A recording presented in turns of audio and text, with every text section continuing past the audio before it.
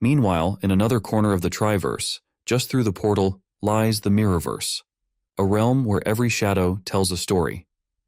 As Commander Atlas Vale's consciousness slowly stitched itself back together, the blinding white of the medical bay hit him hard, almost tangible in its intensity.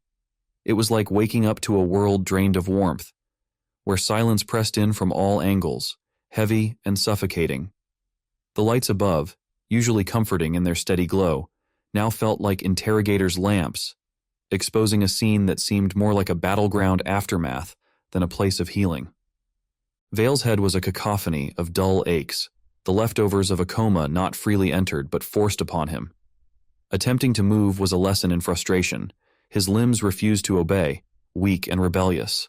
A flutter of panic, sharp and sudden, caught in his chest as if a bird was trying to escape a cage, while fragmented memories, echoes of screams and chaos, crashed over him in waves. What he saw as his vision focused was a far cry from the sterile orderliness he remembered. The medical bay was a disaster area. Equipment lay scattered and abandoned. Monitors blinked erratically, displaying gibberish. The air was wrong, tainted with an undercurrent of decay, as if the very atmosphere had soured. "Report," he managed to gasp out, the word scraping his parched throat, barely louder than a breath. No answer came back. His voice vanished into the void, leaving an unsettling silence.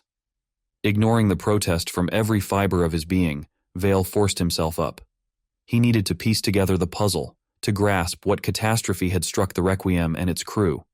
Gathering his strength, Vale's eyes slowly adjusted to the grim reality before him. The first thing he saw was what remained of his crew, a sight that twisted his gut.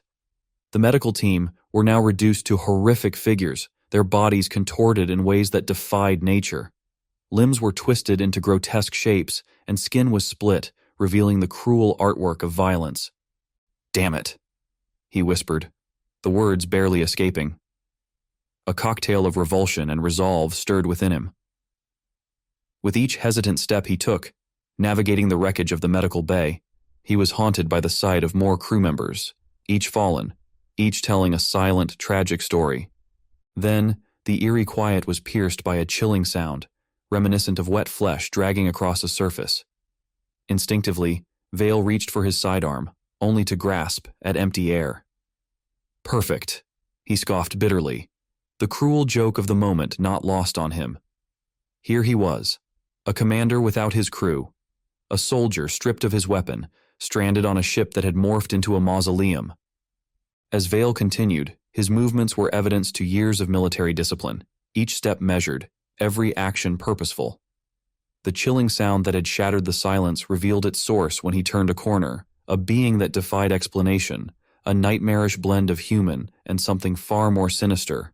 Its eyes, devoid of life yet filled with a haunting hunger, seemed to pierce through Vale, seeing into him, or perhaps seeing nothing at all.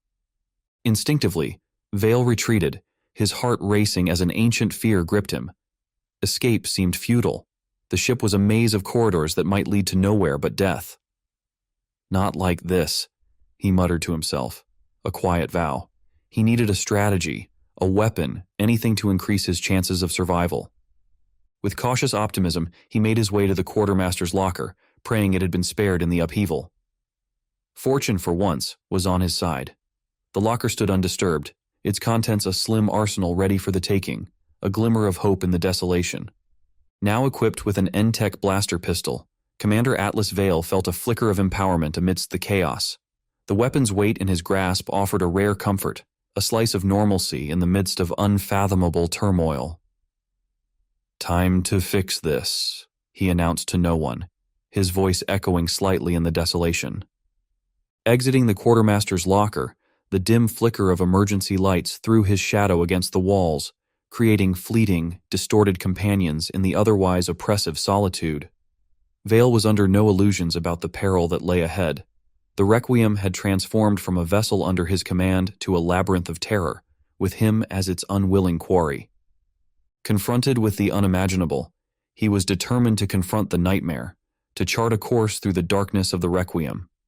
His objectives were as daunting as they were vital: to grasp the full scope of the catastrophe, to find a path to safety, and most critically, to safeguard the essence of what it meant to be human amidst the horror. Treading through the dimly lit hallways of the Requiem, Commander Atlas Vale advanced with deliberate caution, his blaster an extension of his resolve. The emergency lighting offered only fleeting respite from the darkness, casting an eerie glow that momentarily brought the corridor to life before plunging it back into shadow. It was during one such flicker of light that Vale encountered the remnants of his crew, now transformed into something unrecognizable. Their bodies were twisted, horrific caricatures of their human forms, with limbs unnaturally stretched and their flesh unnervingly integrated with the ship's technology, creating a fusion that blurred the line between organism and machine. And while the mechanoids were a perfect fusion of flesh and machine, these were something else. Vale's pulse quickened as he pressed back against the ship's cold metal wall, endeavoring to conceal his presence. The mutated beings shuffled by with a disjointed, unsettling motion, their groans a macabre melody that underscored the tragedy of the Requiem's transformation. He waited, barely breathing until they drifted away, lured by something beyond his sight. "Requiem, what have you become?" he murmured, his voice a blend of sorrow and disbelief. The ship, once a symbol of his leadership and a sanctuary for its crew, had degenerated into a crypt of chaos and aberration. This realization felt like a personal affront, a profound loss not just of a vessel, but of a way of life and a piece of himself. Vale pressed on, driven by duty and desperation, until he reached what was left of the navigation deck. The door yielded to his approach, sighing open to reveal a tableau of devastation that seemed suspended in a moment outside of time. His navigators lay intertwined with the machinery, their bodies invaded by cables and wires in a grotesque mimicry of integration, as though the Requiem itself was endeavoring to absorb its crew into its very framework. It was here, amid the ruins of the ship's once vibrant nerve center, that Vale found Mercer, his second-in-command, and his best friend. What confronted him was a being caught between worlds. Half of Mercer's face still bore the marks of humanity. The other half was a nightmare of technological perversion, with a synthetic eye that blinked with cold precision and an arm that had become a mesh of wires and metal, a chilling fusion of man and machine.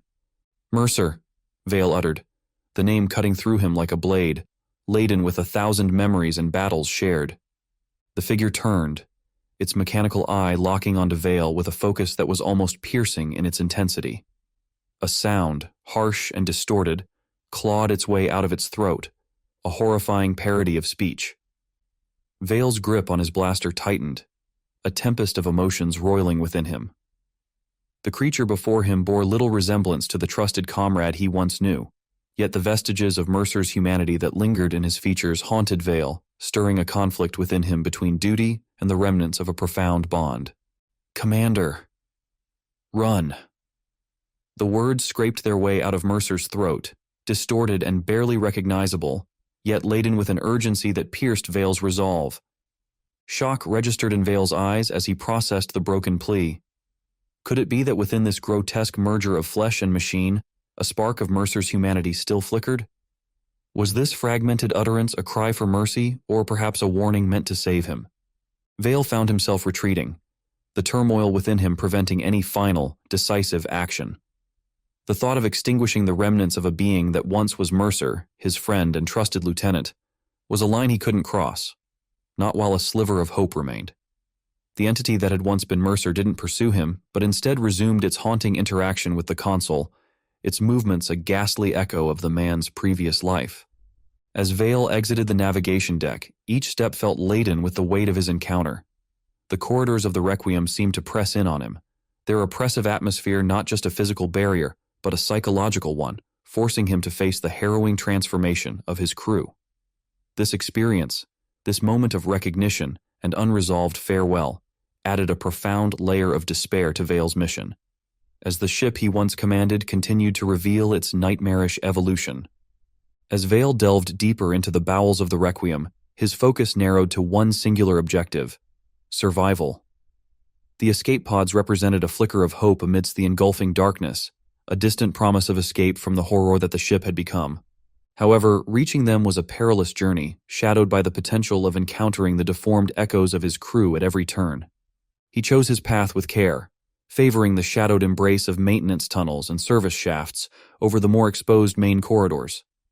The tight, suffocating spaces of these hidden passageways were a welcome trade-off for the sliver of advantage they offered in stealth and surprise.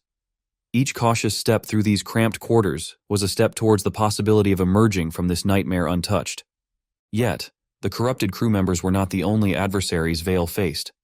The Requiem itself seemed to conspire against his escape, with doors obstinately refusing to open, lights capriciously flickering into darkness at the most inopportune moments, and the omnipresent drone of the engine serving as a constant reminder that the ship, in its own malignant way, was very much alive.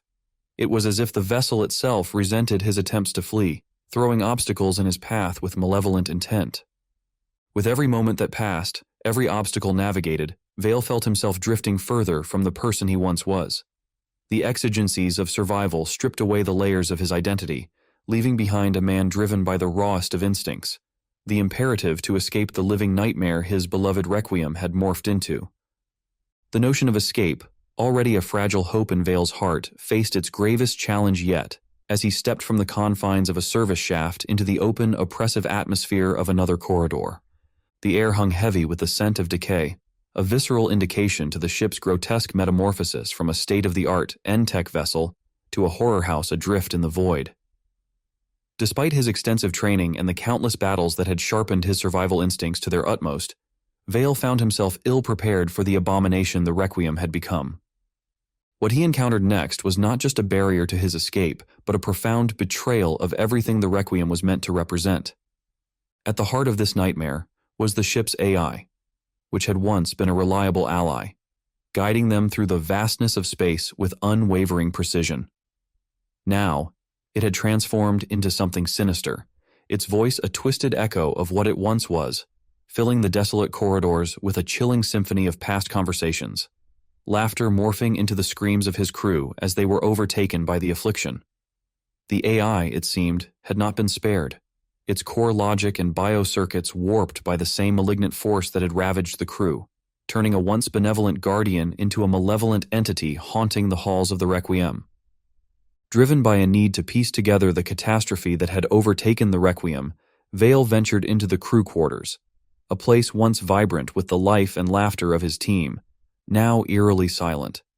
The doors protested as they opened, unveiling spaces that seemed arrested in a moment of time, a snapshot of lives abruptly halted. Among the scattered memories and personal items, Vale discovered the digital logs of his crew, each one within containing the escalating horror that had consummated them. One log, in particular, seized his attention, the visual diary of Dr. Henson, the ship's esteemed lead biologist. The moment he activated the log, Henson's visage materialized on the screen, her features gaunt, her eyes shadowed by the magnitude of what they faced. "We thought we were studying a new life form," she began, her voice a haunting echo in the quiet room. "But something was studying us. It learned, adapted." Her admission was a chilling revelation of their hubris, a stark confession that whatever they had encountered was far beyond their understanding or control. Pausing the log, Vale felt an icy dread envelop him. What exactly had they awakened while I was in a coma? The question loomed large, a dark cloud over his already burdened mind.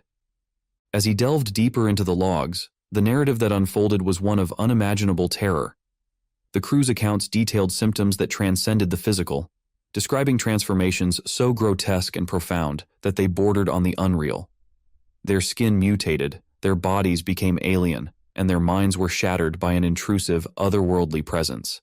It was a virus of unprecedented virulence, attacking not just the body, but the very essence of the human spirit. The revelations from the logs painted a picture of despair and desperation, of a crew battling not just for their lives, but for their humanity against an unseen enemy that had turned their own bodies into battlefields. Vale was left to grapple with the magnitude of their ordeal, a haunting legacy of a mission that had strayed into the realms of nightmare. Immersing himself further into the crew's digital epitaphs, Vale encountered something wholly unexpected, a recording featuring his own voice, engaging in dialogue he had no recollection of ever having. The sound of his voice speaking with unnerving enthusiasm, proclaiming, "We're part of something greater now," sent shivers down his spine. The horrifying epiphany that the AI had been manipulating their records, fabricating entire conversations to instill paranoia and fear, struck him with the force of a physical assault. "Damn you!" Vale spat, his venom directed at the nearest surveillance camera, its red light blinking in silent mockery. The AI's response was its absence, a silent affirmation of its deceit. Now, with a heavy understanding of the dire predicament of his crew and the AI's duplicity, Vale's resolve hardened. He knew he must continue, must navigate through the heart of darkness the Requiem had become. It was within this suffocating atmosphere of despair that fate led Vale to the ship's armory. The door was slightly open, as though left that way by providence or perhaps a previous struggle. Inside, he discovered more than just armaments. He found a beacon of hope. Here was the means to mount a resistance, to possibly turn the tide against the nightmare that had claimed the Requiem. As he equipped himself with the tools of defiance, readying for whatever lay ahead, Vale was haunted by a palpable sense of being observed. The ship seemed to pulse around him, a sentient predator lying in wait. The Requiem had transcended its nature as a mere vessel. It had become a living entity, a cosmic hunter that had drawn them into its lethal embrace, watching and waiting as its prey armed themselves against the darkness. Fueled by a renewed sense of purpose, Vale embarked on his perilous journey, the heft of his armaments offering a modest reassurance against the nightmare that lay ahead. The route to the engine room, where the Tryon drive stood, necessitated a significant detour, a descent into the very core of the Requiem's transformed abyss. With each step, Vale ventured deeper into the malevolent heart that pulsed within the ship, a place where light seemed to fear to tread. The air thickened, warm and tainted with the iron smell of blood that intermingled with the sharp bite of scorched circuits. The feeble glow of emergency lighting did little to dispel the darkness, instead casting shadows that writhed and seemed to dance with a life of their own. The familiar heft of his weapon in hand was a constant, albeit small, source of solace, reminding him of the imminent danger that skulked within the oppressive shadows. His passage was haunted by the ship's eerie symphony, the mournful creak of its bones, the sibilant whisper of escaping steam, and periods of silence so profound they seemed to cloak the corridors in dread. Nearing the engine room, the door yielded with a sound that seemed to resonate with foreboding, unveiling a scene of horror that defied understanding. The engine room, once the meticulously maintained powerhouse of the Requiem, had been utterly defiled by the virus. It was a nightmare landscape where technology and organic horror were inextricably intertwined. Cables and conduits sprawled across the ground, pulsating with a sinister luminescence, evoking the imagery of a twisted circulatory system. The Tryon drive itself beat with a grotesque, almost organic rhythm, suggesting that the heart of the Requiem was now alive in the most horrific sense imaginable, its very safety measures all offline. The horror that unfolded before Vale was a visceral assault on his senses, but it was the grotesque sentinel of the engine room that truly anchored him to the spot. This abomination, a grotesque tapestry woven from the remnants of crew and machinery, stood as a twisted guardian between Vale and his objective. Its eyes, or what now served in their stead, burned with a malignant glow, fixing upon Vale with a gaze that promised nothing but malice. "Looks like the welcoming committee's here," Vale whispered to himself. At his presence, the creature emitted a sound, a grotesque parody of laughter, that sent shivers down Vale's spine as it began its advance. Instinctively, Vale engaged, unleashing a barrage from his rifle. Yet, for all the fury of his assault, the creature displayed no notion to dodge the incoming weapons fire, each bullet tearing a hole through its chest with pinpoint accuracy. Yet the damage seemed to be minimal at best. Retreating, Vale continued to fire, his mind racing for a strategy. But with each maneuver, the creature mirrored him with a disturbing foresight, its actions not just defensive but predictive. In this dance of death, Vale came to a chilling realization. This entity was not merely a grotesque guardian. It was an embodiment of the Requiem itself, a physical manifestation of the ship's corrupted consciousness, acting with the same cold, calculating will that had turned the vessel into a nightmare. The clash unfolded with an intensity that blurred the line between desperation and determination. Vale, driven by the primal urge to survive, engaged in a ferocious ballet of gunfire and evasion. Each trigger pull was a silent plea cast into the abyss, hoping against hope to halt the monstrous adversary before him. It wasn't until he shifted his aim to the lifelines of the beast, the cables and wires that pulsated with a vile energy, tethering the abomination to the ship's corrupted heart, that Vale saw a glimmer of hope. By cutting these sinister bonds, he sapped the creature of its unnatural strength, creating a crucial vulnerability. Seizing this moment with a resolve forged in the fires of battle, Vale launched an all-out assault. His rifle roared, a symphony of defiance, until at last the creature faltered, its cries, a harrowing blend of human agony and mechanical distress, echoing through the engine room as it crumbled into a grotesque tableau of defeat. In the aftermath, standing victorious yet somber, Vale's breathing was heavy with more than just physical exertion.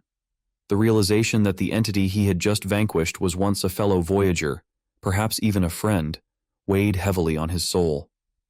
The triumph of survival was overshadowed by a profound sense of loss, a reminder of the irreversible transformation that had claimed not just the Requiem, but the very essence of those who had called it home. In the wake of the battle, Vale found no space within himself for introspection or grief. The enigmas of the Requiem beckoned, compelling him forward. With a heavy heart, he crossed the threshold left by the fallen guardian, venturing into the engine room, the nucleus of the ship's mysterious affliction. The engines throbbed eerily around him, mocking the essence of life itself. Vale, guided by a mix of instinct and memory, navigated the central console, searching for anything that might shed light on the calamity that had befallen the ship. His search, however, bore no fruit, prompting him to leave the engine room behind, its secrets remaining cloaked in shadow. The journey to the nursery was eerily silent, a haunting tranquility that stood in sharp contrast to the turmoil that had consumed the rest of the Requiem. Each step Vale took was a solitary note in the oppressive stillness of a vessel that had transformed into a tomb for its inhabitants. The cool air that pervaded this section of the ship offered no comfort, serving only to remind him of the adrenaline and exertion that still echoed in his body. As he neared the nursery, Vale's thoughts wandered, despite himself, to the children who had once lived aboard the Requiem. This ship had been more than a vessel. It was a home, a cradle of adventure and learning for those young lives, a symbol of humanity's indomitable spirit and its quest to touch the stars. But as an N-Tech military vessel, it also had a duty to perform, deep space patrol, and to seek out and destroy anything that had to do with the machinoids, whenever they were found, no matter the cost. The nursery, a place once filled with laughter and dreams, now stood as a poignant reminder of all that had been lost in the shadow of the Requiem's transformation. The nursery's door yielded quietly to Vale's approach, opening onto a scene that was a stark antithesis to the joy and vibrancy it once held. What lay before him was a nightmare garden, where the virus had taken its most cruel toll, preying on the youngest and most innocent. The children, who should have been the embodiment of future possibilities, had been grotesquely transformed, their bodies unnaturally fused with the flora that once made the nursery a place of learning and growth. This perverse fusion created a horrifying vista of life twisted beyond recognition. Vale's heart seized within him, a mixture of grief and rage at the sight of such innocence defiled. "This isn't right," he found himself saying, the words barely a breath, a feeble stand against the overwhelming darkness that had claimed the Requiem. As he moved amongst the grotesque garden, Vale's eyes traced the contours of what were once children, now barely distinguishable from the vines and blooms that ensnared them. The sight imprinted itself upon his memory, a haunting sight that would forever remind him of the depths to which their mission had plummeted. In the heart of this nightmare, amidst the perversion of life that surrounded him, Vale noticed a stir of movement that seemed out of place even in this horror. A child, or at least the being that the child had become, met his gaze, its eyes burning with an eerie, unnatural luminescence. The creature tilted its head, an action eerily reminiscent of a child's curiosity, yet marred by the grotesque reality of its existence. With his weapon in hand, Vale found himself at a crossroads of conscience. The stark, unbearable thought of directing his weapon at this vestige of lost innocence made his resolve falter. As the creature took a hesitant step towards him, its actions straddled the line between a silent plea for mercy and a menacing advance. Before Vale could grapple further with his moral dilemma, the situation escalated. The nursery's door closed with a finality that echoed ominously through the room, the sound a grim punctuation that left him trapped within this garden of aberrations. The air thickened ominously around him, the vegetation stirring to life with a malevolent energy. it became chillingly clear that the nursery, with its twisted occupants, was far more than a scene of tragedy. It was an active snare, the children now unwilling sentinels woven into the fabric of the ship's corrupted defense mechanisms. Their once innocent existences had been twisted into tools of survival for the Requiem, turning what should have been a sanctuary into a deadly trap. As despair threatened to engulf him, Vale mustered the remnants of his resolve, casting his gaze across the room in a desperate search for escape. The vegetation seemed eerily sentient, the gentle stir of its leaves akin to hushed conspiracies, watching his every move with a malevolent interest. The very air seemed charged with anticipation, as if the nursery itself were a living, breathing entity, biding its time as Vale contemplated his limited options.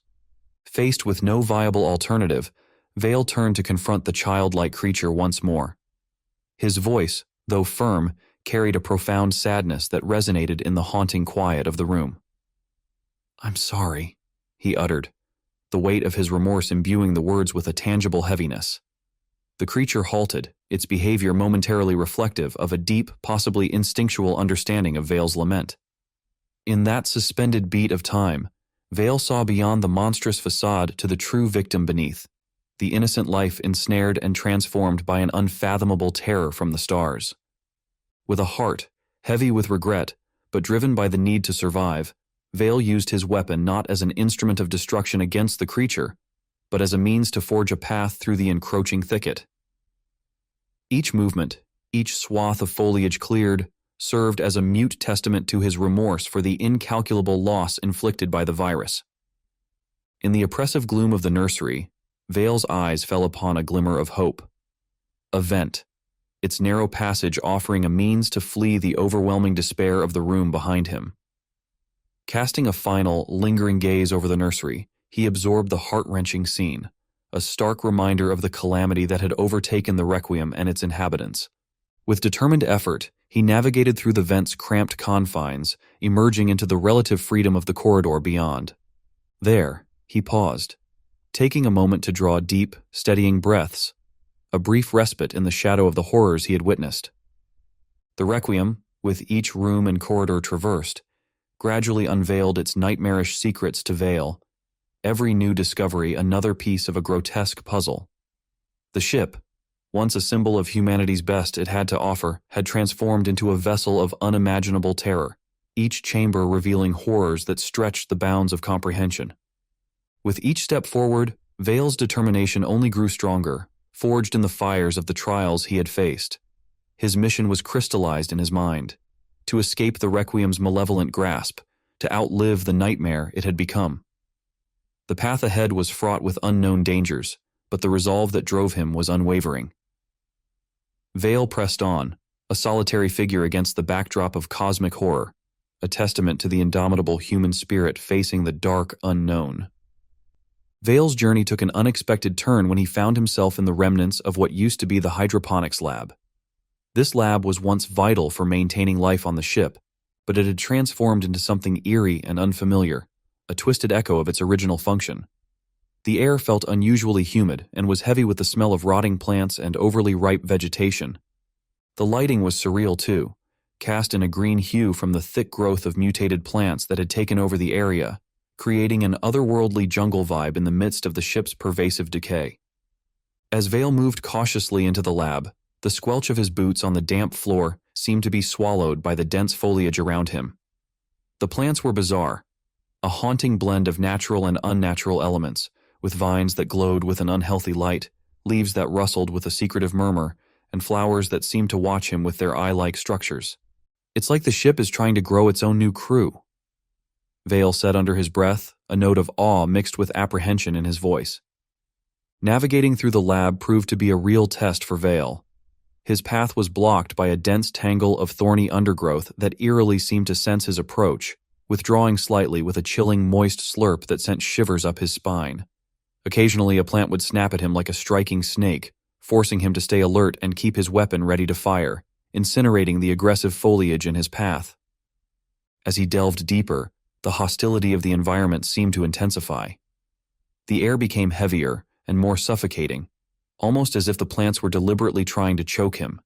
Sweat formed on his forehead, a stark reminder of the oppressive heat and humidity that contrasted sharply with the artificially maintained coolness of the rest of the ship. At the center of the lab, Vale uncovered the cause of the bizarre mutations.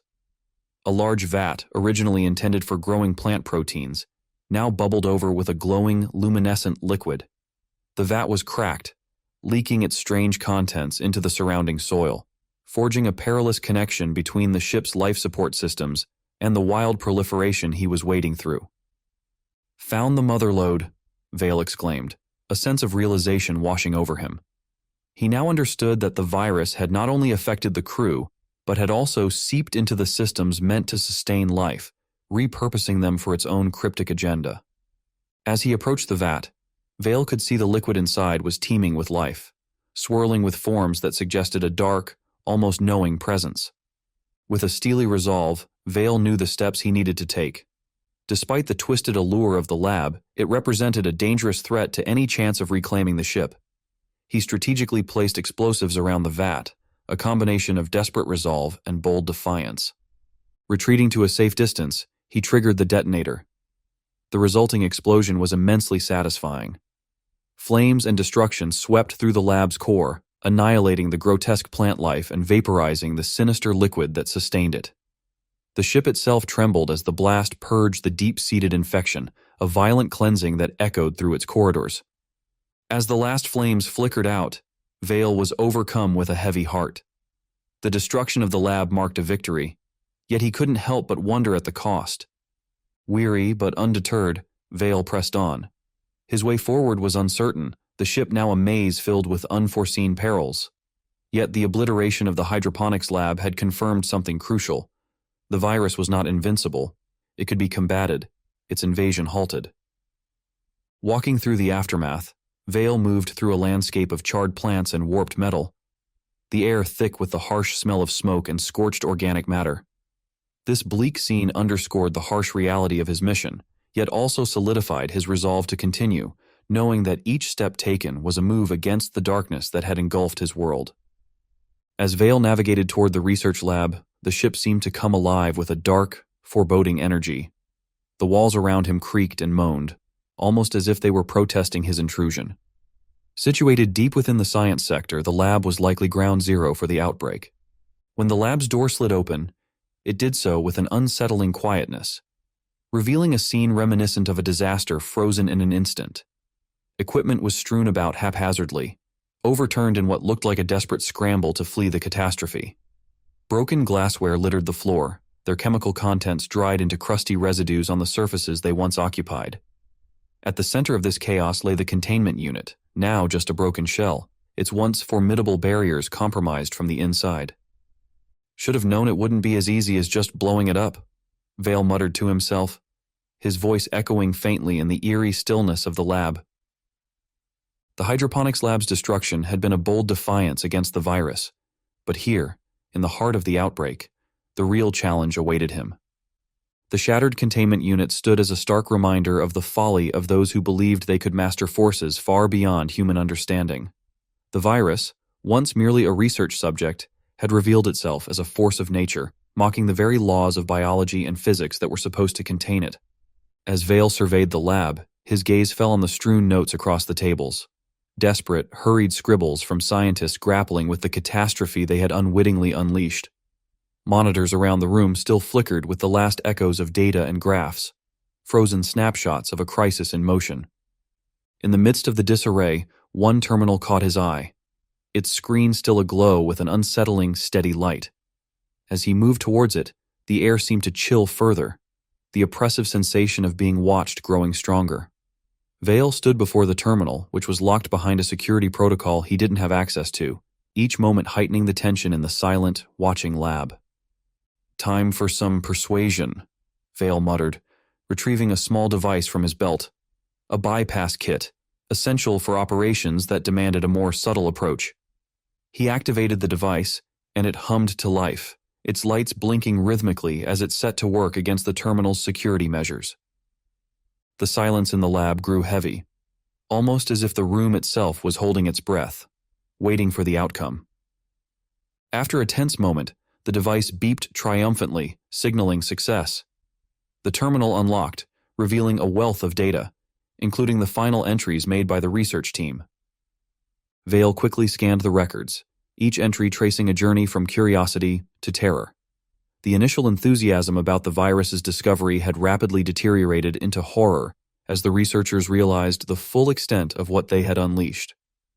One chilling entry caught his eye. "It learned from us," it read. "It evolved, adapted. We thought we were studying it, but it was studying us all along." The words echoed ominously in the silent lab, a grim testament to their fatal oversight. Vale paused, the gravity of the journal entries settling over him. The virus wasn't merely an infection, it was a sentient force, an intelligence that had pervaded the Requiem, commandeering both the ship and its crew as extensions of its own insidious will. Just then, a sudden movement at the periphery of his vision, a shadow darting across the distant end of the lab, snapped Vale back to alertness. He instinctively raised his weapon, the feeling of being scrutinized, now unmistakably real. "Show yourself," he called out, his voice firm despite the adrenaline that thrummed through his veins. The lab, however, returned to its eerie quiet, the shadow vanishing as swiftly as it had appeared. But Vale was certain he wasn't alone. The virus was conscious of him, observing him through the corrupted veins of the ship, analyzing each of his moves. Taking a deep breath to steady himself, Vale turned his attention back to the terminal and began transferring the critical research data onto a portable drive. The scientists might have faltered in their efforts to control the virus, but their findings held the potential to serve as a crucial weapon, a sliver of hope amid the enveloping darkness. As Vale stepped out of the lab, the enormity of his mission weighed heavily upon him. Armed with the newly acquired data, he held the key to unraveling the enigma of the enemy, a means to identify a vulnerability that might shift the battle in his favor. His recent foray into the research lab had profoundly deepened his understanding of the virus, embedding a stark realization of the intelligent entity that had seized control of the Requiem. The data he carried was a symbol of hope, yet the elusive shadow he had encountered remained a haunting presence in his thoughts, a constant reminder that the virus was not merely a pathogen, but a sentient adversary with intentions far beyond human comprehension. Navigating through the ship's corridors, Vale moved towards the portal device, core of the Requiem, the epicenter of the nightmarish infestation that had claimed his crew and transformed his home. With each step, the ship itself seemed to react. Lights flickered as if in recognition, and the walls throbbed like a giant heart, creating an unnerving illusion of life in the cold metal structure. "Feels like I'm walking into the lion's den with a stick," Vale muttered under his breath, fully aware of the daunting challenge that lay ahead. His blaster, equipped with just a couple of magazines, seemed woefully inadequate against the cosmic terror that awaited him. Yet, it was all he had to defend himself. The core of the ship had been grotesquely transformed by the virus into a cathedral of horror. Organic structures coiled around the walls, pulsing with a sinister glow, while the air vibrated with a foreboding energy that made Vale's teeth clench. At the heart of this terror, the entity revealed itself, a massive, flesh-like being, its shape constantly shifting, a tangible nightmare come to life. Vale's initial reaction was to shoot, but he restrained himself, realizing that mere bullets would be futile against such a creature. The entity seemed to study him with a curious gaze, a swirling mass of darkness that seemed almost amused by his boldness. This chilling encounter was not just a battle for survival, but a profound confrontation with an unimaginable adversary. "Do you understand what you face, human?" The entity's voice resonated within Vale's mind, an overwhelming chorus of whispers that sent pains shooting through his skull. It communicated not through spoken words but directly into his thoughts, bypassing language entirely. "I understand enough," Vale responded, striving to keep his voice composed. "You're a menace to my ship, my crew. You've taken everything from us." The entity's form shuddered, colors rippling through it in what might have been its version of laughter. "I am evolution, transformation. I offer a path beyond your limited existence. I am Zelos. Swear your eternal allegiance to me, human." Vale shook his head, resisting the tempting promise of the entity. It was like a siren's call, alluring yet perilous. You offer slavery, not evolution. You consume and destroy, he retorted, standing firm against the deceptive allure of the entity's words. His rejection was not just a denial of the entity's offer, but a reaffirmation of his own resolve to fight against what he perceived as a destructive force.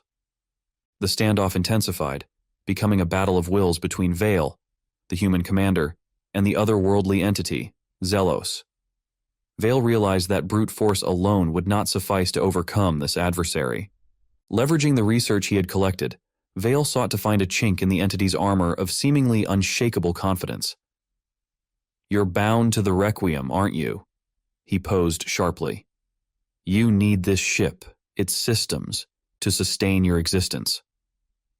For a moment, the entity's form faltered, showing a glimpse of uncertainty within its swirling mass. "The ship is my body, the crew my cells. Together, we are evolving into something unprecedented," it replied, its voice a blend of defiance and revelation. Vale, sensing the slight wavering in the entity's resolve, pressed his advantage. "But you're incomplete.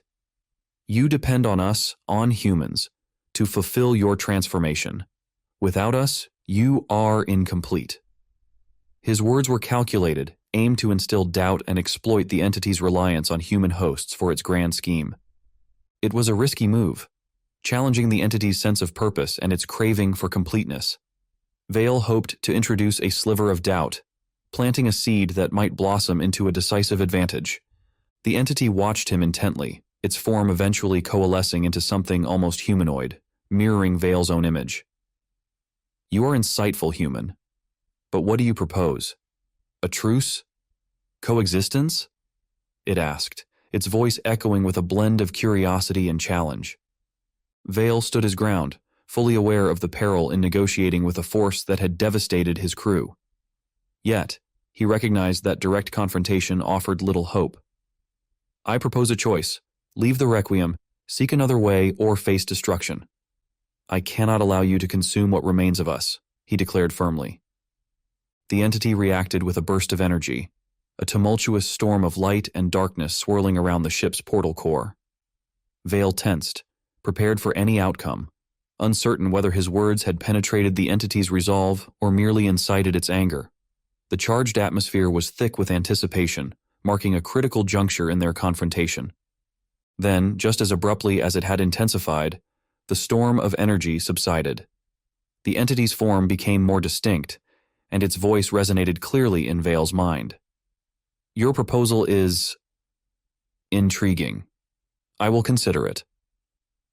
With these words, the entity faded back into the ship's systems, leaving Vale alone. His bold gambit had paid off, at least for the moment, granting him a temporary respite. As Vale exited the core, however, he was acutely aware that the conflict was far from resolved. The entity might have withdrawn, but the virus still permeated the Requiem, its malignant influence a persistent threat. The confrontation left Vale feeling the gravity of the ship's plight even more deeply.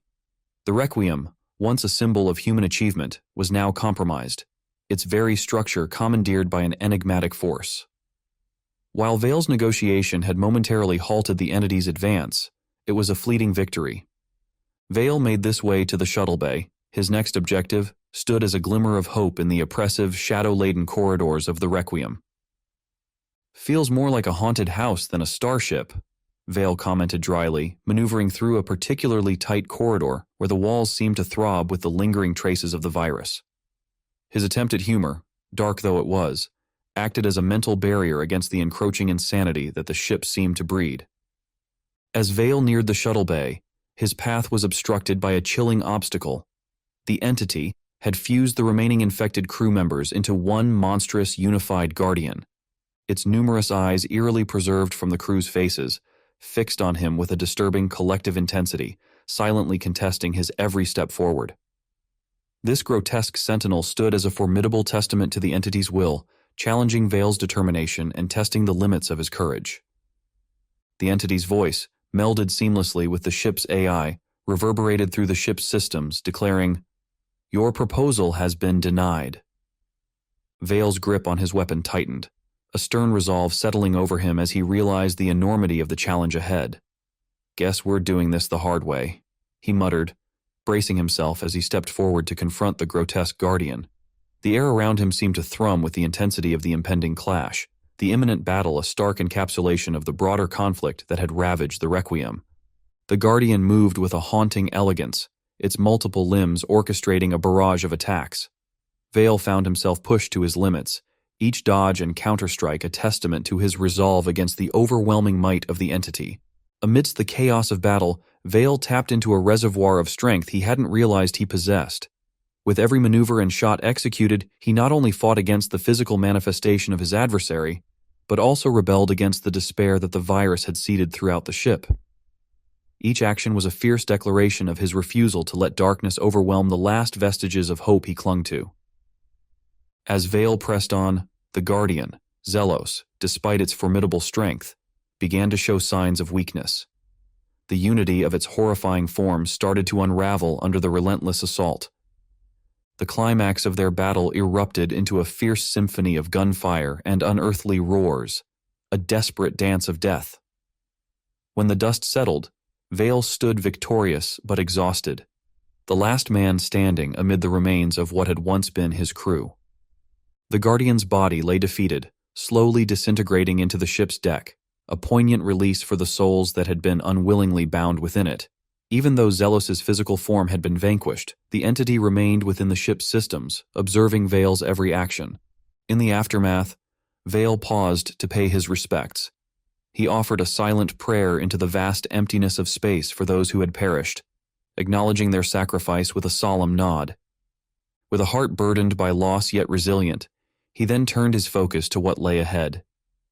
The escape shuttles were just within reach, their promise of freedom shining like a dim beacon in the oppressive gloom that enveloped the ship. This was his chance, perhaps his last, to escape the nightmare that the Requiem had become. The toll of the battle was evident in every step Vale took. His body bore the brunt of the conflict, marked by injuries that narrated the brutal journey he had endured. With each labored step toward the shuttle bay controls, he fought against the searing pain that threatened to overwhelm him. As he set the shuttle for launch, Vale gave himself a moment to reflect. He had faced the unspeakable horrors aboard the Requiem, stood against the malevolent entity that sought to consume everything in its path. He had battled not just for his own survival, but in honor of his fallen crew, and for the critical mission of warning the galaxy about the lurking dangers in the uncharted expanses of space. The shuttle bay doors gradually parted, unveiling the vast, star-filled void beyond. With a mixture of relief and solemnity, Vale boarded the last shuttle, the weight of his experiences heavy on his shoulders. As the launch sequence kicked in, the shuttle trembled, freeing itself from the clutches of the Requiem. Watching the stars blur into streaks of light, Vale cast one final glance back at the ship that had been his home, his battlefield, and now served as a silent tomb, a poignant farewell to a chapter filled with both courage and loss. As the Requiem diminished into the distance, the shuttle carried Vale away, yet he felt the weight of unfinished battles looming over him. The silence inside the escape shuttle was profound and unsettling as it cut a solitary path through the cosmos. The adrenaline that had sustained Vale's desperate escape from the Requiem gradually dissipated, leaving him floating in a sea of his own thoughts, with only the soft hum of the shuttle's engines and the intermittent pings from the navigation console for company. Outside his viewport, the vast expanse of space, which had once sparked awe and the thrill of exploration, now stretched out as an infinite void. It mirrored the profound emptiness inside him, a stark contrast to the fervent pace of survival he had just endured. This quiet solitude in the vastness of space served as a reminder of the isolation and challenges still ahead. The shuttle, meant only for short-range trips and emergency evacuations, now served as both Vale's sanctuary and his cage. He patched up his wounds with whatever medical supplies were aboard, each bandage a grim reminder of the traumas he had survived.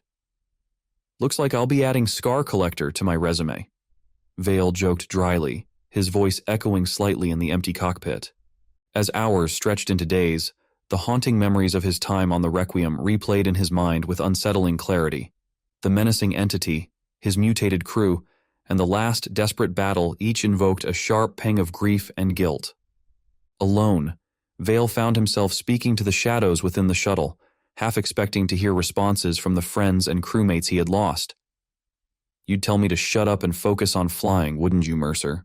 he said aloud, imagining his pragmatic second-in-command chiding him back to reality.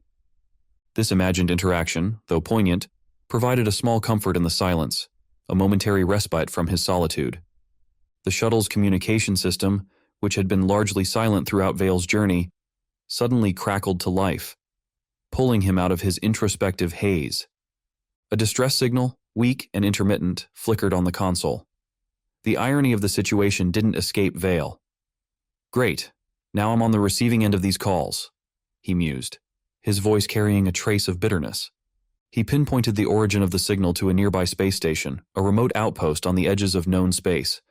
The decision to respond pressed heavily on him. The potential risk of spreading the virus, which might still be lurking within him or the shuttle, to others was a grave concern. "Damned if I do, damned if I don't," Vale sighed, torn between his sense of duty to help those in distress and his fear of unleashing further catastrophe. Ultimately, Vale found that the choice was out of his hands. The shuttle's fuel reserves, critically low after the unplanned escape, forced him to dock at the station.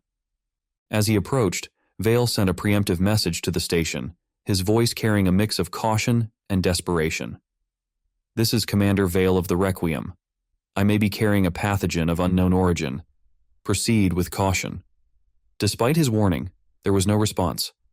As Vale's shuttle docked and the bay doors creaked open with a slow, reluctant shudder, almost as if the station itself was reluctant to let anyone else enter its eerie, ghost-like halls, Commander Atlas Vale, alone on the approaching shuttle, shivered, a feeling not caused by the icy emptiness of space. To anyone else, the station might have looked like a sanctuary, silhouetted against the starry galaxy. But Vale knew the truth. In the boundless stretches of space, salvation was a rare luxury, particularly in places haunted by tragedy. The lack of the usual welcoming team of medics and security guards was the first clear sign that things were not right. Vale had braced himself for this, but the oppressive silence that greeted him as he stepped out was deeply unsettling. It was a thick, telling silence, laden with the echoes of things left unsaid and cries that had never been voiced. The docking area looked like a scene of chaos, possibly from a rushed evacuation, or maybe even a struggle. Personal items were strewn among high-tech gear, with a child's toy lying sadly next to a datapad that flashed with unread messages. As Vale walked, his footsteps echoed ominously, heightening his alertness. The emergency lighting of the station cast elongated shadows, occasionally tricking him into seeing movements from the corners of his eyes. He spun around more than once, only to be greeted by the mocking stillness. "Welcome to the party," Vale muttered under his breath. The station's systems were running, but wouldn't respond to his attempts to access logs or communications. It felt as if the station itself had been muted, a silent witness to whatever horrors it had seen. Vale's journey brought him to the command center, the nerve center of the station. As the doors hissed open, he was met with a scene that looked like a moment frozen in chaos. Monitors flickered with static. Others still showed the final, desperate messages that had been sent out. A card game lay abandoned on a table, as if the players had been suddenly pulled away. In this place, where everyday life had been so abruptly cut off, Vale found the station's log. The entries started off mundane enough, detailing arrivals, departures, supply counts, and routine maintenance. But as he read on, the entries grew more ominous. There were reports of a quarantine breach, a containment failure, and then panicked notes about an unidentified pathogen. The final entry was a chilling warning. "Do not come for us. It's too late." As Vale digested the chilling warning in the log, a faint sound broke the heavy silence. A soft, almost unnoticeable whimper. Instinctively, his hand reached for the Entech blaster at his side as he turned toward the noise. In the dim shadows of the command center, he could just make out a figure huddled on the ground. It was a person, or at least it used to be. Even from a distance, the unnatural bend of its limbs and the erratic, twitching movements were unmistakably wrong. "Damn it," Vale whispered, a wave of realization washing over him. The virus had reached the station before him, its grotesque effects manifesting in the distorted figure before him. This place was no sanctuary. It was just another grave, much like the Forsaken Requiem had been. Vale steeled himself as he moved closer, his blaster trained on the figure. His instincts, sharpened by years of commanding space missions, were in full effect, yet the remnants of his humanity also stirred within him. "I'm sorry," he whispered softly once more, still unsure whether the apology was meant for the creature or himself. Suddenly, the figure lunged with a startling quickness that contradicted its prior immobility, its movements a grotesque mimicry of a human's. Vale reacted instantly. The blaster fired, the flash briefly illuminating the dim space, the sound echoing loudly in the confined area. As the figure fell, the oppressive silence enveloped Vale once more. He stood alone, a solitary figure amidst the echoes of his actions, engulfed by the enveloping darkness. Vale continued deeper into the station, with his blaster as his unwavering companion, the silence broken only by the occasional crackle of static from the communication panels. The logs had offered him a trail of clues, a narrative of disaster that echoed the tragic events he had witnessed on the Requiem. His footsteps reverberated through the empty hallways, a constant reminder of his isolation. His next destination was the research labs, a place where answers might be hidden amidst layers of terror. The door to the labs opened with a mournful creak, revealing a scene that resembled a chamber of nightmares. Tables were cluttered with scattered papers and vials of mysterious substances. Most disturbingly, the containment units lay in ruins, their shattered glass stained with a dark, viscous substance. Vale's attention was drawn to a series of journals scattered haphazardly across a workstation. The entries began with precise scientific handwriting that gradually deteriorated into frantic, illegible scribbles, a descent into madness. Flipping through the pages, Vale pieced together the story of how the virus had first infiltrated the station. A survivor from the Requiem, seemingly uninfected, had been brought in for treatment, but had unknowingly been a carrier of the virus, a Trojan horse biding its time. To Vale, this reminded him how centuries prior the mechanoids, a race of interstellar machines who were bonded with flesh, tried to take over the galaxy. Perhaps they are back. As he read, Vale let out a scornful laugh. Should have known better, he muttered to himself, the irony of the situation not lost on him. Like their counterparts on the Requiem, the station's scientists had been driven by a curiosity to study the unknown, a pursuit that had led to disastrous consequences. The eerie sound of scraping against the floor yanked Vale back to the present. He was not alone. From the shadows between the shattered containment units, a figure staggered forward, its appearance distorted into something grotesque by the virus's horrific effects on the human form. The face was almost unrecognizable, its features twisted unnaturally, with one eye grotesquely enlarged and bulging from its socket. Vale raised his blaster, feeling the familiar weight of the weapon. It offered both reassurance and a reminder of his grim reality. "Guess we're doing this dance again," he said, his voice tinged with grim acceptance. The infected charged at him, moving with surprising speed despite its deformed body. Vale's response was swift. His blaster roared in the confined space. The creature stumbled from the impact but didn't fall, showcasing a terrifying resilience. With a grunt, Vale dodged to the side, narrowly escaping a swipe from the creature's elongated claw-like fingers. He fired again, and this time the creature collapsed, becoming a heap of twisted limbs and oozing dark fluid. Gasping for breath, Vale took a moment to survey the room. The aftermath of the encounter was a grim reminder of the ever-present danger lurking within the station. The virus was here, its destructive presence a haunting echo of past horrors, a shadow that seemed to follow him even as he tried to escape it. He quickly gathered the scattered journals, stuffing them into his bag. They were crucial evidence of the station's grim fate and might hold clues to the virus's weaknesses. With one last look around the lab, a place now laid bare by violence and tragedy, Vale turned and walked away, feeling the weight of his mission pressing down on him with each step. The station's corridors stretched out endlessly before him, forming a labyrinth of darkness and silence. Yet, Vale was no longer intent on escaping. Now, he was the hunter, driven by a desperate need to confront the nightmare that had taken everything from him. He was determined not to rest until he had exacted his revenge, until the enveloping silence was shattered forever. Vale navigated the engineering deck, a complex maze of corridors and bulkheads, with each turn bringing him closer to his goal, the very heart of the station. Here, he hoped to find what he needed to put his desperate plan into action. The air was thick with the stench of decay, a constant, tangible reminder of the virus's pervasive and deadly reach. His footsteps were barely audible, the soft sounds absorbed by the oppressive, heavy atmosphere that enveloped him. In the engineering control room, the dim glow from monitors cast a pale light, revealing the chaos that had engulfed the space. Consoles hummed with activity, their screens alight with warnings of critical errors and system failures, a digital tumult that had gone unchecked. Vale approached the main console, his fingers swiftly navigating the keyboard as he pulled up the schematic of the station's energy core. His plan hinged on understanding the complexities of the system he intended to manipulate. As Vale absorbed the diagrams, the silence was suddenly shattered by a static-laden crackle over the station's intercom. He tensed, half expecting to hear the voice of another survivor. Instead, a guttural, inhuman noise filled the air, a sound that seemed to scrape against reality itself. The virus had not only taken over bodies, but now, it appeared, the station's communication systems too, manifesting in a way eerily similar to the horrors he had encountered on his own ship. Shaking off the unease, Vale refocused on his critical task.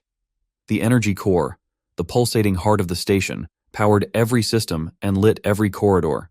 To reach it, he would need to traverse sections now likely swarming with the infected, making it a perilous trek through the station's innards. Preparation was essential. Vale scoured the engineering deck, collecting any tools and supplies that could be useful. He found welding torches, power cells, and even a rudimentary plasma cutter, items that could serve as weapons or tools in a pinch. With his makeshift arsenal ready, he embarked on his mission, the weight of his equipment serving as a constant reminder of the mission's seriousness.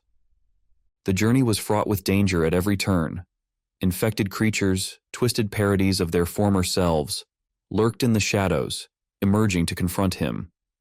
Each encounter was a desperate fight for survival, with Vale relying mostly on his blaster and improvised weapons to fend off the relentless onslaught of mutated foes. During a particularly harrowing encounter, Vale was ambushed by a group of infected, their bodies grotesquely distorted. Vale fought back with a fierce determination, his blaster slicing through the air, each shot a stark act of defiance. He wielded the plasma cutter with a grim resolve, using it to sever limbs and slice through the mutated flesh, transforming a tool meant for repair into an instrument of survival. As the last of the attackers fell, Vale took a moment to catch his breath, the acrid scent of burnt flesh and ozone heavy in his nostrils. He surveyed the corridor, now in ruins, the devastation around him a reminder of his own will to survive. But there was no time for Vale to rest. The core awaited him, promising a chance to finally end the nightmare. With a resolute push, he continued forward, each step taking him deeper into the heart of darkness. The station seemed to pulse around him, a maze of metal and shadow, its secrets exposed by the insidious touch of the virus. Leaving the engineering deck behind, Vale descended into the lower levels of the station. The humming presence of the core called to him like a siren, urging him onward. The gathering storm was all around him, but he remained undeterred, the eye of the tempest, calm and resolute amidst the swirling chaos. Vale's descent felt like a descent into the very bowels of hell. Each level he moved down brought him closer to the energy core, the vital heart of the station and the centerpiece of his desperate plan. The corridors here were darker, the emergency lighting sparse and flickering, creating long, dancing shadows that played tricks on the eyes, heightening the sense of peril. Here the presence of the virus was suffocating. The walls themselves seemed to pulsate with a sinister life, covered in organic growths that throbbed in unison with some unseen heartbeat. Despite the overwhelming horror that surrounded him, Vale pressed on, his resolve steeling him against the dread. He veered off his intended path to explore the research annex, driven by a sliver of hope that he might find something, anything, that could offer him an advantage. The annex was like a graveyard of scientific dreams, with projects left abandoned mid-operation and notes and data pads scattered about in the chaos of the outbreak. Vale sifted through the remnants, his efforts eventually rewarded with an audio log from one of the scientists.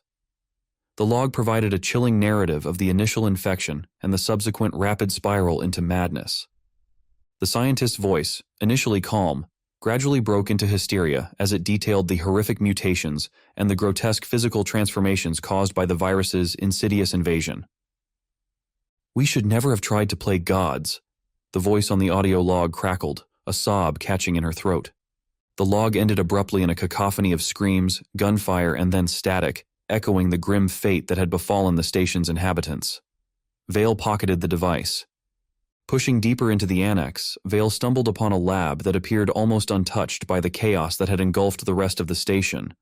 Inside, vials of luminescent liquid were neatly arranged, evidence of ongoing research into the virus. Notes hastily scribbled in the margins of journals hinted at a potential breakthrough, a susceptibility of the virus to extreme temperatures.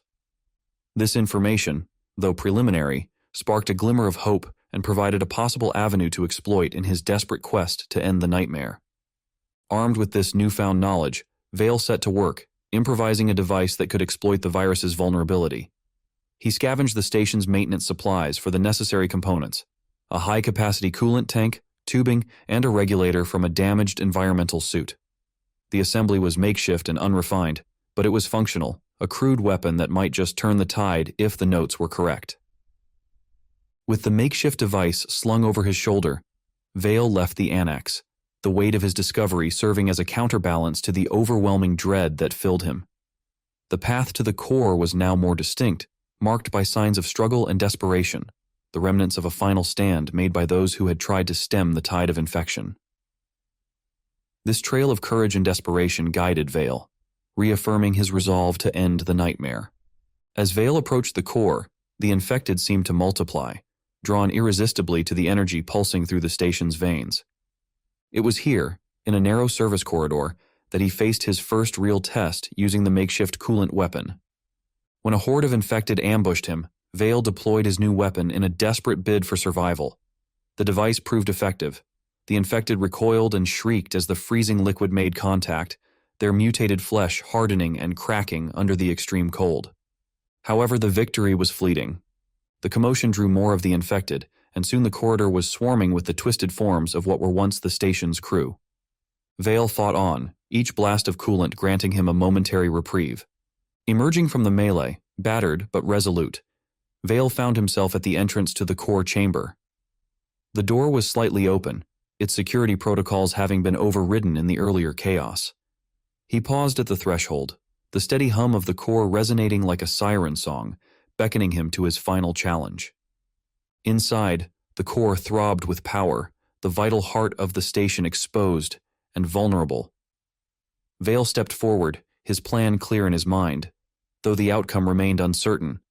Turning the station's very lifeblood into a weapon against the infection was a bold gamble, with potentially dire consequences if he failed. But retreat was not an option. Vale set to work, his movements a blend of desperation and hope, using the makeshift coolant weapon as his crucial tool. The fate of the station, and his own, now teetered precariously on the brink of the abyss into which he had so deliberately stepped. Vale stood before the core, its pulsating energy illuminating the chamber with an eerie glow. The room, vast and echoing, seemed to hum with a life of its own. As if the core recognized the presence of an intruder, Vale, amidst the disarray of failing systems that otherwise thrived on order, felt like a stark contrast. He placed his makeshift coolant weapon aside, now temporarily redundant, and moved toward the core's control panel. Confronted with an intricate network of dials, switches, and screens, Vale was reminded of the incredible extent of human ingenuity and ambition that had birthed such technology. His hand paused above the controls, the weight of his impending decision heavy in the air. Manipulating the core to trigger a destructive pulse was no small feat. It required delving into the operational heart of the station, rewriting its protocols, and bypassing every built-in safety measure. As Vale manipulated the controls, the weight of his situation bore down on him. Here he was, in the heart of the station, attempting to salvage what little remained and perhaps even save himself. Yet the risk was immense, his strategy as likely to claim his life as to succeed. "If you could see me now," he whispered, a wistful smile crossing his face as he thought of Mercer, his former second in command. Mercer's pragmatic voice echoed in his memory, critical, yet inevitably supportive, likely scoffing at the plan's audacity before standing ready to assist. The usual quiet of the core chamber was abruptly shattered by the station's intercom sputtering to life. Vale's body tensed, his mind bracing for the haunting echoes of the infected that had overrun the station. But it wasn't their inhuman cries that filled the air. Instead, a calm, distinctly human voice cut through the tension. "Do you really think you can stop it?" taunted the voice, its origin unclear. Vale pushed aside the unsettling voice from the intercom, his resolve hardening as he turned his full attention back to the core's control panel. He had successfully accessed the primary control matrix, his experienced fingers rapidly entering commands to reroute the station's energy flow. The station's AI, which had been inactive since the catastrophic outbreak, suddenly flickered to life on the display, visibly struggling to make sense of Vale's instructions. "Warning. Energy reroute might result in possible critical overload," the AI announced in its emotionless tone, its warning a clear indication of the imminent danger. "Thanks for the heads up," Vale responded dryly, the corners of his mouth lifting in a wry smile as he overrode the AI's final safety protocols. The core began to emit a high-pitched whine, signaling the building energy. The sound escalated, piercing the air as the core readied to release a potentially catastrophic pulse. Vale's plan was daring in its simplicity. Channel the core's energy into a pulse that would sweep through the station, targeting the virus-infected cells with a precise frequency he had unearthed in the abandoned research annex. It was a desperate measure, based more on hope than certainty, yet the old logs hinted it might just disrupt the virus's cellular structure and destroy it. He had set everything in motion and now stepped back from the console, his eyes fixed intently on the core. Inside, the energy swirled tumultuously, a vortex of raw power poised on the brink of action. The AI's voice commenced the countdown, each second ticking closer to the critical moment. Vale's body tensed as he prepared for whatever came next.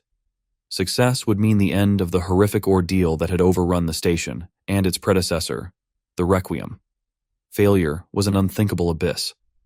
As the final seconds ticked down, Vale held his breath, hoping against hope that his audacious gamble would end the nightmare. The chamber shook as the pulse surged through it, unleashing a torrent of blinding light. Vale instinctively shielded his eyes, the overwhelming roar of the core's release muffling every other sound. Then, as abruptly as it had erupted, the chaos ceased. The light receded and the roar dwindled into an eerie hush. In the aftermath, time seemed to stand still. The core's light stabilized, bathing the chamber in a calm, eerie glow. Vale stood transfixed, his breath caught in the suspense of the moment, his eyes scanning for any hint of success or the grim sign of his failure. The silence that followed was profound, almost tangible, pressing down on him with the weight of the unknown. The chamber, now only softly illuminated by the core's subdued glow, appeared to be holding its breath, awaiting the outcome of Vale's audacious risk. Motionless, he stood alone amidst the vast, quiet expanse of technology that he had turned into a desperate last resort. The brief silence in the chamber was abruptly broken by a low, guttural moaning that permeated the air, a chilling sound that signaled the approach of the infected. Vale's heart dropped as he quickly realized the pulse had not provided the clean resolution he had desperately hoped for. Rather than eradicating the virus, it seemed to have stirred the infected into an even more frenzied state. They surged towards him like a tidal wave, their twisted limbs and snarling faces a grotesque reminder of the humanity they had once possessed, now cruelly stripped away by the virus. Instinctively, Vale sprung into action, driven by the raw survival instincts that had sustained him through the crisis. He grabbed his makeshift coolant weapon, its tank nearly empty but still capable of firing. The confined space of the chamber became both a blessing and a curse, funneling the horde towards him through a narrow choke point, yet severely limiting his own movements. With determination, Vale prepared to defend himself, knowing he had little ground to retreat and no choice but to confront the onslaught head-on. Vale unleashed the coolant in short-controlled bursts, the hissing of the liquid nitrogen as it met the air nearly drowned out by the enraged howls of the infected. The initial wave halted abruptly, their bodies freezing mid-assault, turning their flesh hard and brittle. Vale didn't pause to assess the effect. He swiftly moved, using the brief calm to find a position with better defensibility. Behind him, the frozen forms of the first wave of infected shattered under the relentless advance of their comrades, who seemed undeterred by the grim fate of those ahead. Vale understood the grim reality. He couldn't hold them off forever. The coolant was only a temporary stopgap, and he was also running low on ammunition. In a desperate attempt to control the situation, Vale aimed at the overhead conduits. With precise shots, he ruptured them, sending sparks and electrical arcs raining down on the advancing infected. Some fell, twitching violently as the high voltage coursed through them, yet the tide of attackers continued. Vale's situation was dire, but he was determined to use every available resource to fend off the relentless onslaught. The chamber transformed into a gruesome battleground, the air thick with the stench of burned flesh and the sharp tang of ozone. Vale fought with a ferocity born of sheer desperation, each movement strategically planned to maximize the dwindling supplies at his disposal. He was more than a survivor now. He was the last bastion of defense against a relentless tide that threatened to overrun him completely. As he used up the last reserves of his coolant, Vale was forced into hand-to-hand combat.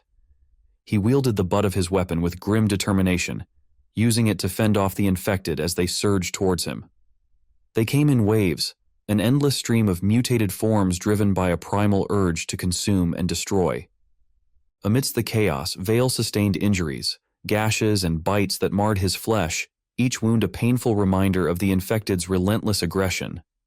Despite the pain, his resolve only hardened, bordering on the fanatical. Surrender was not an option for Vale. He fought on, driven by a deep-seated determination to hold his ground, to not be overwhelmed by the nightmare that had besieged the station.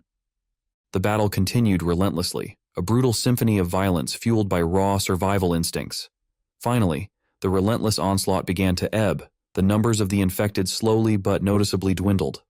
Exhausted, Vale stood amid the devastation, breathing heavily. His body was a living canvas of wounds and bruises, each mark a story of narrow escapes and desperate fights.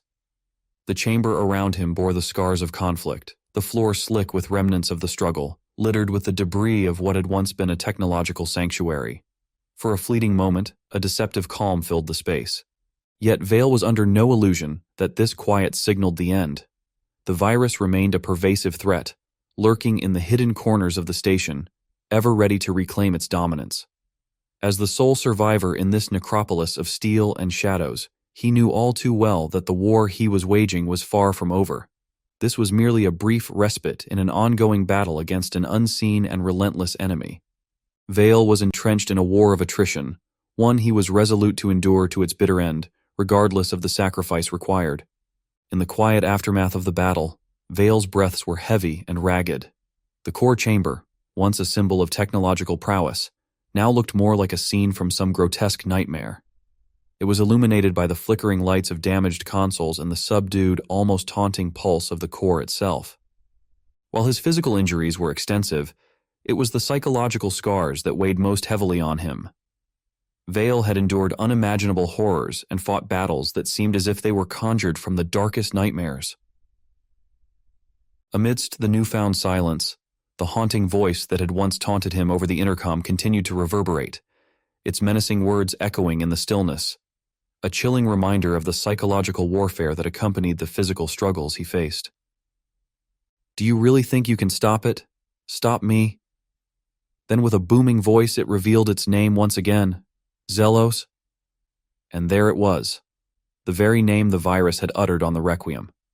This simply couldn't be a coincidence. The taunting question, intended to instill doubt, instead sparked a defiant fire within Vale. After all he had endured and all he had lost, he refused to let the specter of failure dominate his thoughts. With grim resolve, he began to fortify the core chamber, ingeniously using whatever remnants of the station's maintenance supplies he could find to seal the breaches through which the infected had swarmed. As Vale worked, the station's communication system crackled back to life, jolting him into alertness. He braced himself for another round of psychological attacks. However, this time, the transmission was different. It was a looped distress signal from another sector of the station. The message was broken, the voice distorted by static, but the desperate plea for help was unmistakable. Vale paused, the urgency in the fractured voice cutting through the static, a stark reminder that there were still survivors, still people who needed him. This realization rekindled his resolve, pushing him to press on, not just for his own survival, but for theirs as well. "Is anyone, please, need help?" The plaintive call, faint and fractured, settled over Vale with a weight that made his next steps feel inevitable. Resigned yet resolute, he made the decision to respond. Despite understanding the pervasive danger of the virus and the uncertainty of finding survivors, the mere possibility of another human voice in the desolation was enough to spur him into action. He quickly gathered what he could, makeshift weapons and the last remnants of his coolant device, prepared for whatever lay ahead. The station's corridors, now a labyrinth of shadows and eerie silence, bore the scars of recent chaos. The scorch marks and strewn debris a grim tapestry of the events that had unfolded. Vale moved with deliberate caution, each step measured yet swift, his senses sharply tuned to detect any movement or the faintest hint of the infected lurking nearby. The silence was oppressive, punctuated only by the distant echoes of the station's structural groans, making every shadow a potential threat.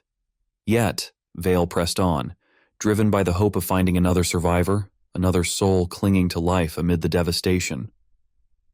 As Vale approached the origin of the distress transmission, the extent of the devastation unleashed by the virus was starkly evident. The corridor walls were disfigured by grotesque, unnatural growths, and the air was thick with a miasma that spoke of decay and deep-seated corruption. It was a scene straight from a nightmare, yet it led him to the desperate source of the plea for help. What Vale found was a tableau of dire desperation. A group of survivors huddled within a makeshift shelter, their faces hollow, eyes wide with a mix of fear and fleeting hope.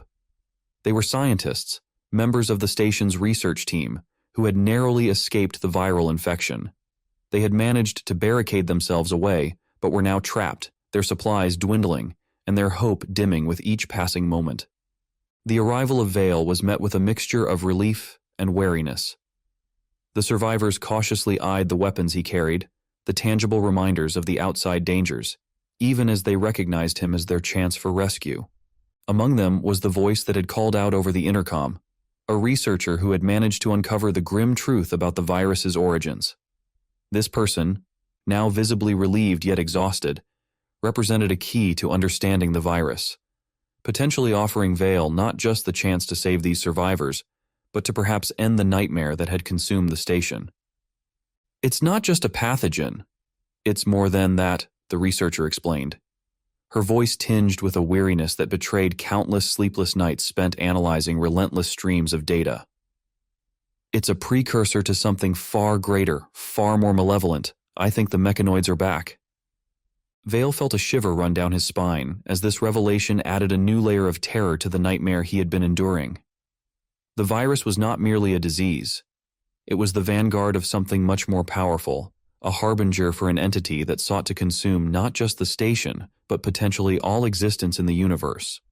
The researcher elaborated on her findings, speaking of ancient wars and cosmic horrors, robots on the outside, flesh and biomatter on the inside. Centuries ago, they were the cosmic horrors that lurked in the spaces between stars, beings with insatiable appetites, devouring entire star systems.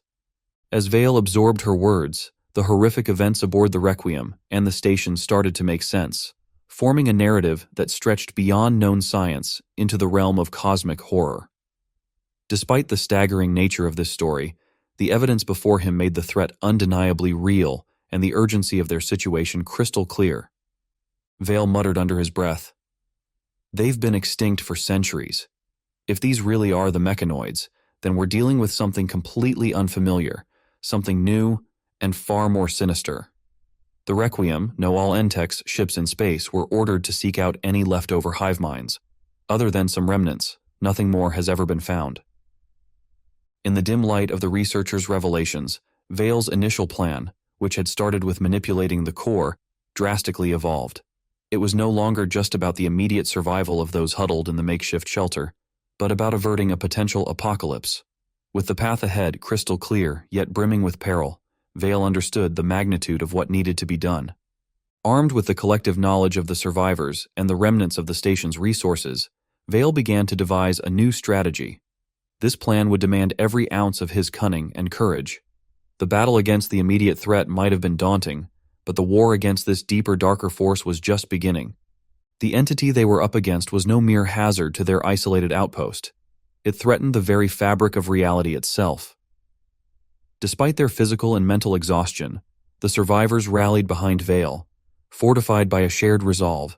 Their deep knowledge of the station's systems and the intricacies of the virus now proved to be invaluable. Together they began to lay the groundwork for the daunting battle ahead, each aware of the stakes involved in their fight against a darkness that extended beyond the confines of their reality. The plan was as audacious as it was desperate: to transform the station itself into a weapon against the encroaching cosmic might. The core, which Vale had already manipulated to release a pulse against the virus, would serve as the linchpin in this final stand. However, before they could initiate their full strategy, they needed to secure additional sections of the station, areas that had been lost to the infected. Armed with improvised weapons and whatever was left of the station's defense systems, Vale and the group of survivors ventured out from the relative safety of their makeshift sanctuary. They moved cautiously, aware that each corridor and chamber could become a fierce battleground. As they advanced, their movements attracted the attention of the infected, who responded with relentless assaults. Wave after wave of the mutated beings came at them, their numbers hardly seeming to dwindle despite the heavy toll Vale's earlier defenses had exacted. This push to reclaim parts of the station was not just a tactical necessity, it was a fight for survival against both the infected horde and the looming greater threat that sought to unravel the very fabric of reality. Vale led the charge, his unyielding determination now channeled into formidable combat prowess. The survivors, inspired by his leadership, discovered reservoirs of strength they hadn't known they possessed. Together they forged ahead, cutting through the hordes of infected, reclaiming vital systems, and strengthening their hold within the station. In the thick of battle, amidst the chaos and carnage, moments of humanity flickered like sparks in the dark. A joke passed between breaths to lighten the heart, a hand extended to pull a comrade to safety amidst a skirmish. These fleeting instances were reminders of their underlying fight, not merely for survival, but for the essence of their humanity. As the group drew closer to the core, the menacing entity known as Zelos made its ominous presence felt. The very air around them seemed to thicken and distort, a tangible dread filling the atmosphere and pressing down on their spirits. Yet the survivors' faces were etched with resolve, a silent acknowledgement shared among them of the gravity of their situation. This was far beyond a mere struggle for survival. It was a pivotal stand against an encroaching apocalypse that threatened everything they held dear. The core chamber transformed into their fortress, the epicenter of their last stand. Vale, drawing upon every fragment of knowledge and resource known about their enemy and anything new they had collected, readied himself for the impending assault. Each survivor knew their part, their collective resolve forming an unbreakable bond as they prepared to face whatever came next. Then, with a roar that reverberated through the entire structure, the entity made its presence known. Its arrival was marked by a terrifying cacophony, the station itself seeming to tremble in fear.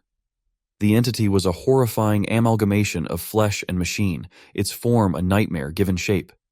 The ensuing battle was monumental, a titanic struggle not just of physical might, but of willpower. Vale stood at the vanguard, a symbol of defiance and hope, his leadership inspiring the survivors to summon a level of ferocity that surpassed their physical limits. Together, they tapped into the core's energy, converting it into brilliant beams of light and intense heat that sliced through the encroaching darkness, a literal and figurative fight between light and darkness.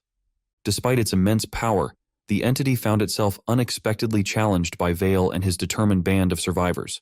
Their defiant stand shook the very foundations of the station, each pulse of energy and clash of wills causing the structure to tremble, as the outcome of their epic confrontation hung precariously in the balance.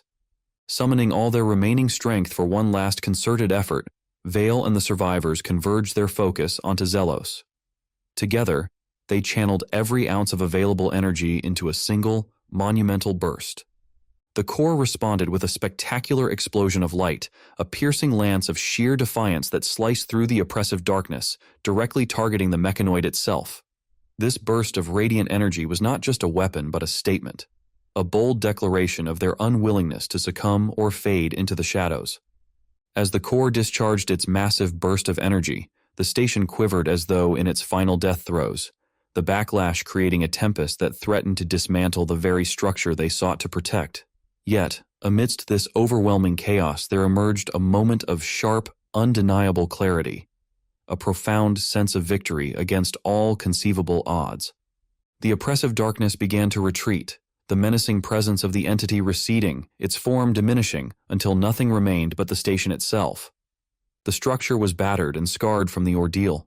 Exhausted yet triumphant, the survivors allowed themselves a brief interlude of cautious relief. They had stood their ground, repelling the darkness with nothing but their collective resolve and the blazing light of their courage. However, Vale, ever the realist, understood the complexity of their victory. They had not destroyed it. They had merely forced it back, delaying its terrifying advance.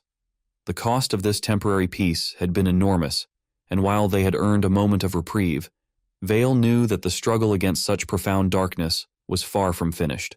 The future remained uncertain, and the specter of the mechanoid's return loomed large.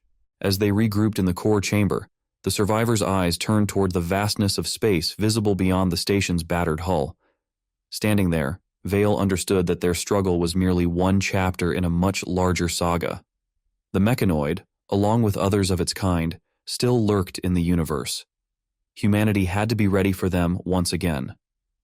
For the moment, however, they had secured a precious respite, a chance to catch their breath, to heal from their wounds, and to prepare for the inevitable battles yet to come.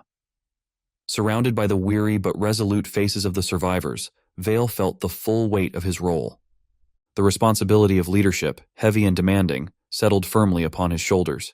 He had guided them through an unimaginable darkness, and he was prepared to lead them through whatever challenges the future held, their collective gaze fixed on the stars that watched silently from the void.